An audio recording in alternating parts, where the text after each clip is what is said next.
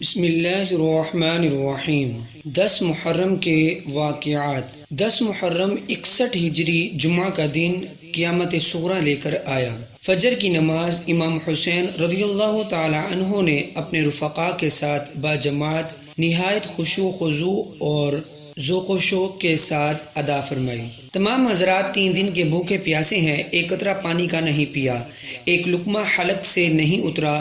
بھوک پیاس سے جس قدر کمزوری ہوتی ہے، اس کا اندازہ صرف وہی کر سکتا ہے جس کو کبھی 2 وقت کے فاقے کی نوبت آئی ہو۔ پھر وطن دوسرا، تیز دھوپ، گرم ریت، گرم ہوائیں، ان سب نے اہل بیت اطہار رضوان اللہ علیہم اجمعین کو کیسا رنجیدہ کیا ہوگا۔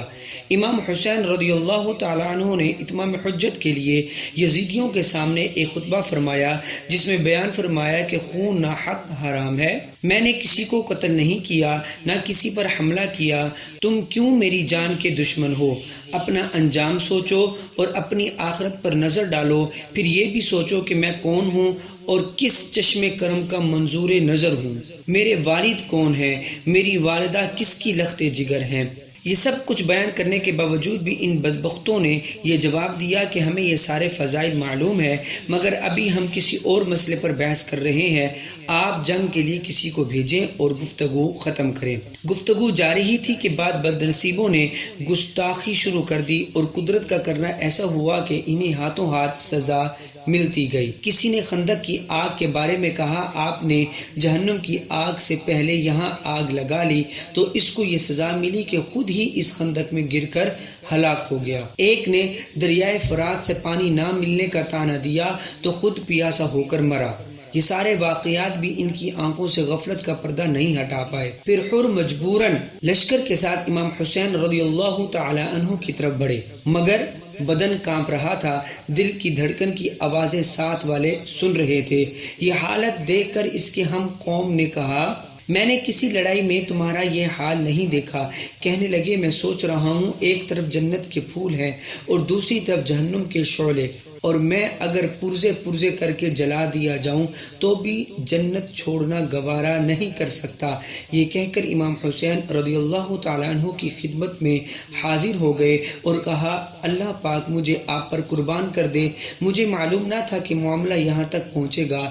صبر و رضا کے پیکر امام حسین رضی اللہ تعالیٰ عنہ نے فرمایا، ہاں، اللہ پاک توبہ قبول کرنے والا اور گناہ بخشنے والا ہے۔ جنگ کا باقاعدہ آغاز۔ بارگاہ حسینی سے قبولیت توبہ کی دعا لے کر حر میدان جنگ میں پہنچ گئے اور لڑائی کا آغاز ہو گیا، اور خوب یزیدیوں کے ناک میں دم کیا، خوب تلوار کے وار کیے، مگر بالآخر شہادت کا جام پیا۔ اس کے بعد اہل بیت کے نوجوانوں نے شجاعت کی وہ مثال ثبت فرمائی جس کو کوئی بھی مٹا نہیں سکتا۔ ان حضرات کا میدان میں آنا تھا کہ دشمن لرزنے لگے، ان کے دل کانپنے لگے، بہادر کہلانے والے چیخنے لگے۔ خاندان امام کے نوجوان اپنے اپنے جوہر دکھا دکھا کر امام حسین رضی اللہ تعالی عنہ پر جان قربان کرنے لگے۔ جب یزیدی اہل بیت کے ایک نوجوان سے لڑ لڑ کر تھک جاتے تو ایک جماعت بن کر حملہ کر دیتے۔ یہاں تک ابن سعد نے اعتراف کیا کہ اگر ہم دھوکہ بازی نہ کرتے اور پانی بند نہ کرتے تو اہل بیت کا ایک ہی نوجوان ہمارے پورے لشکر کو برباد کر ڈالتا، مگر جب وہ مقابلے کے لیے اٹھتے تو ایسا لگتا قہر الہی آ رہا ہے۔ معاملہ اب یہاں تک پہنچا کہ امام حسین رضی اللہ تعالیٰ عنہ کے فرزند میدان جنگ میں جانے کی اجازت چاہتے ہیں۔ عجیب وقت ہے کہ چہیتا بیٹا شفیق باپ سے گردن کٹوانے کی اجازت چاہتا ہے۔ اصرار اس حد تک تھا کہ چاروں ناچار امام حسین رضی اللہ تعالیٰ عنہ کو اجازت دینا ہی پڑی۔ خود اپنے لخت جگر کو گھوڑے پر سوار کیا اور اہل بیت کا جگمگاتا چراغ آخری سلام کرتے ہوئے روانہ ہو گیا۔ علی اکبر رضی اللہ تعالیٰ عنہ جو شیر خدا کی شجاعت کے وارث تھے، انہوں نے دشمن کی صفوں کو درم برم کر کے رکھ دیا، لیکن سخت دھوپ میں انہیں پیاس کا غلبہ ہوا۔ والد کی طرف واپس آئے، عرض کیا، اے والد مشفق، پیاس کا بہت غلبہ ہے۔ والد بزرگوار نے شفقت سے چہرے کی مٹی کو صاف کیا اور اپنی انگلی بیٹے کے منہ میں ڈال دی۔ والد کی اس مہربانی سے کچھ سکون ملا اور میدان کا رخ کیا اور صدا دی کہ کوئی جان پر کھیلنے والا ہو تو سامنے آئے۔ عمر بن سعد نے کہا شرم کی بات ہے، یہ اکیلا نوجوان میدان میں ہے اور تم ہزاروں کی تعداد میں ہو۔ یزیدی ایک بار پھر حملہ آور ہوئے مگر ناکام ہی رہے۔ اتنے میں علی اکبر رضی اللہ تعالیٰ عنہ کو پھر پیاس کا غلبہ ہوا، دوبارہ والد کی بارگاہ میں آئے تو اب کی بار امام حسین رضی اللہ تعالیٰ عنہ نے فرمایا حوض کوثر سے سراب ہونے کا وقت قریب آ گیا ہے۔ یہ سن کر امام علی اکبر رضی اللہ تعالیٰ عنہ میدان کی طرف لوٹ گئے اور لشکر دشمن پر حملہ کرنے لگے۔ اس مرتبہ دشمنوں نے چاروں طرف سے گھیر کر حملہ شروع کر دیا۔ آپ یہ حملہ فرماتے رہے اور دشمن ہلاک ہو کر خاک میں ملتے گئے، لیکن چاروں طرف کے حملوں نے تن نازک کو شدید زخمی کر دیا اور آخر کار جام شہادت نوش کیا۔ ایک اور دل ہلا دینے والا واقعہ پیش آیا کہ امام حسین رضی اللہ تعالیٰ عنہ کے چھوٹے بیٹے جو ابھی شیر خوار تھے، والدہ کا دودھ خشک ہو چکا تھا، پانی کا نام و نشان نہیں۔ ایسے میں امام حسین رضی اللہ تعالیٰ عنہ سے اس حقیقی مدنی منع کی تڑپ برداشت نہ ہوئی اور آپ رضی اللہ تعالیٰ عنہ انہیں لے کے دشمن کے سامنے پہنچے اور فرمانے لگے یہ شیر خوار پیاس سے دم توڑ رہا ہے، اس کی بے تابی دیکھو اور کچھ رحم کا مادہ پاؤ تو اس کا حلق تر کرنے کے لیے کچھ پانی دے دو۔ ان بد نصیبوں ظالموں کو رحم تو کیا آتا، ایک بدبخت نے تیر مار دیا جو علی اصغر رضی اللہ تعالیٰ عنہ کا حلق چھیدتا ہوا امام حسین رضی اللہ تعالیٰ عنہ کے بازو میں لگا۔ بچے نے تڑپ کر جان دے دی۔ امام حسین رضی اللہ تعالیٰ عنہ جب انہیں واپس لائے تو بچے کو سکون میں دیکھ کر سب سمجھے کہ پانی مل گیا۔ جب امام حسین رضی اللہ تعالیٰ عنہ سے پوچھا تو فرمایا کہ ساقی کوثر کے جام رحمت سے سیراب ہونے کے لیے اپنے بھائیوں سے جا ملا۔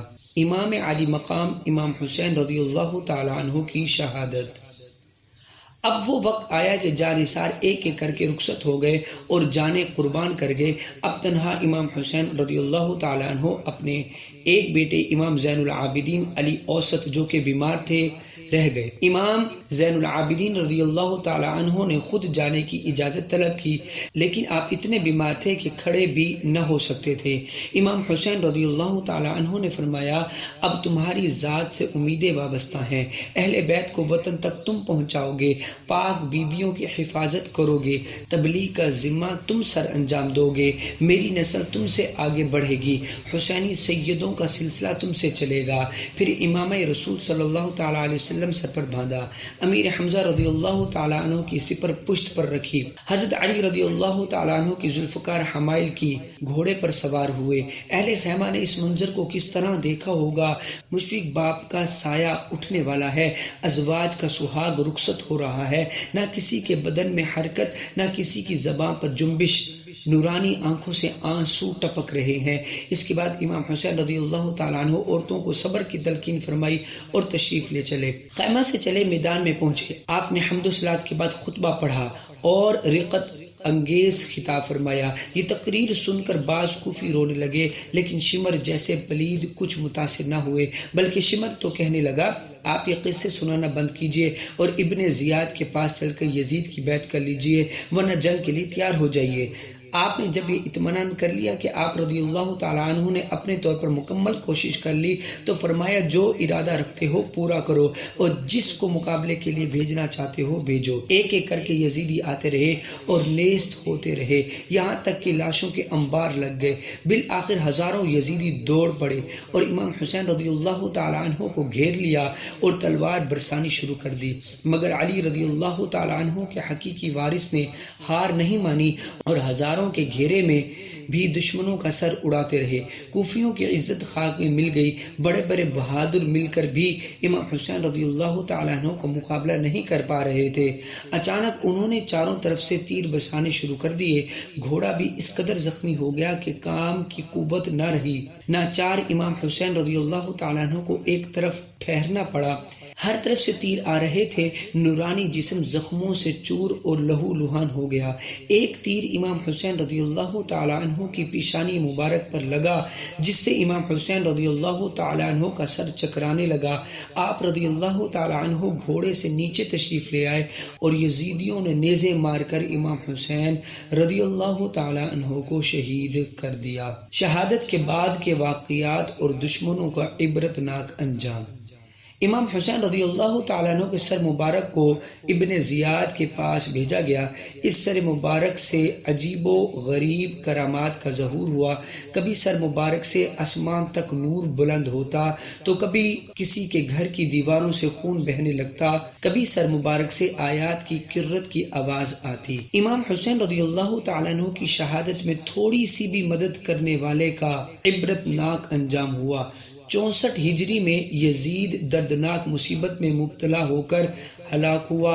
65 ہجری میں مختار سقفی کے حکم پر ابن سعد اس کے بیٹے اور شمر کی گردن اڑا دی گئی، اور اسی کے حکم پر امام حسین رضی اللہ تعالی عنہ کے مقابلے پر آنے والوں کو چن چن کر مارا گیا۔ 10 محرم 67 ہجری اسی کربلا کے میدان میں اسی نہر فرات کے کنارے مختار کے حکم پر ابن زیاد کا سر کاٹ کر اس کے سامنے لایا گیا۔ اللہ تعالی ہمیں اہل بیت کا فیضان نصیب فرمائے، آمین، جزاک اللہ۔